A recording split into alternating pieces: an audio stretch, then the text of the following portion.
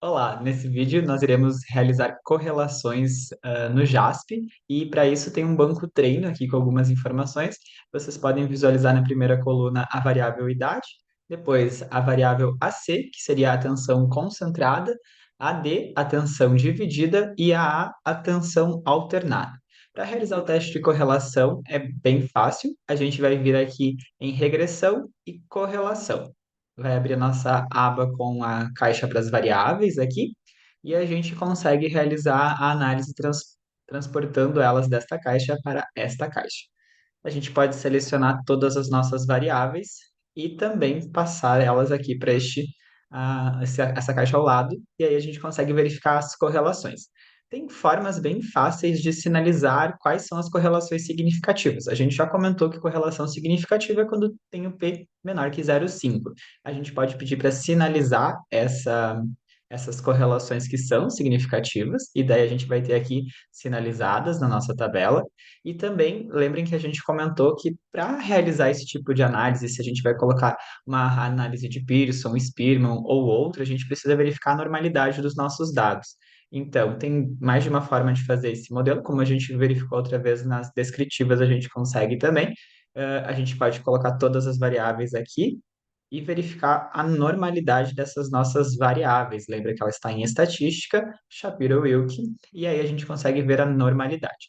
Lembre que a gente vai olhar o valor de P do nosso teste de Shapiro-Wilk, e se o valor for significativo, quer dizer que as nossas variáveis elas são não normais, não paramétricas, assimétricas, e aí a gente precisa usar um teste de correlação que seja não paramétrico. O adequado é usar, então, neste caso, o teste de correlação de Spearman. Então, a gente verificou que a variável idade, a tensão concentrada, a tensão dividida e alternada apresentam um valor de Shapiro-Wilk significativo, né, com P significativo, assim, esses dados se distribuem de uma forma não normal, não paramétrica. Voltamos lá para a correlação e a gente muda então aqui do Pearson, que seria se os dados apresentassem uma distribuição paramétrica, a gente estaria utilizando a correlação de Pearson. Então vamos trocar aqui. Ele mantém as duas, mas para ficar mais fácil a gente vai manter só de Spearman, que é o que a gente solicitou neste momento.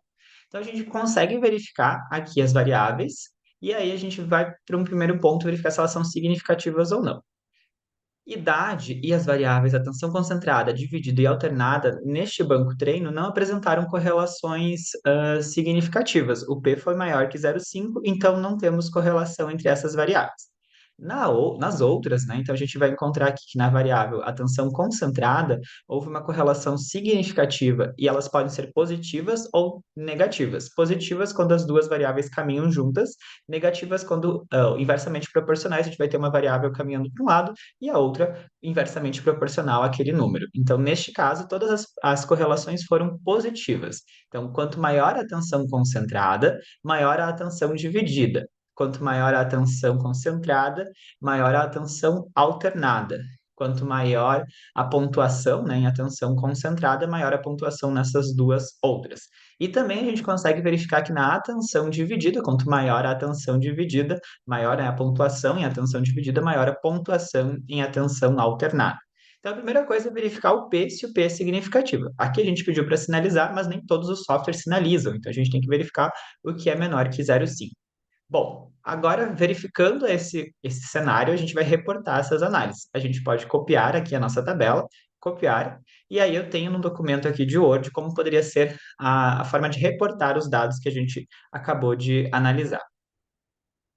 Então, aqui para vocês, temos a tela do Word, e aí a gente vai verificar que foi realizada a análise de correlação de Spearman, e aí, para investigar as associações entre as variáveis idade, né, a tensão concentrada, a tensão dividida e alternada.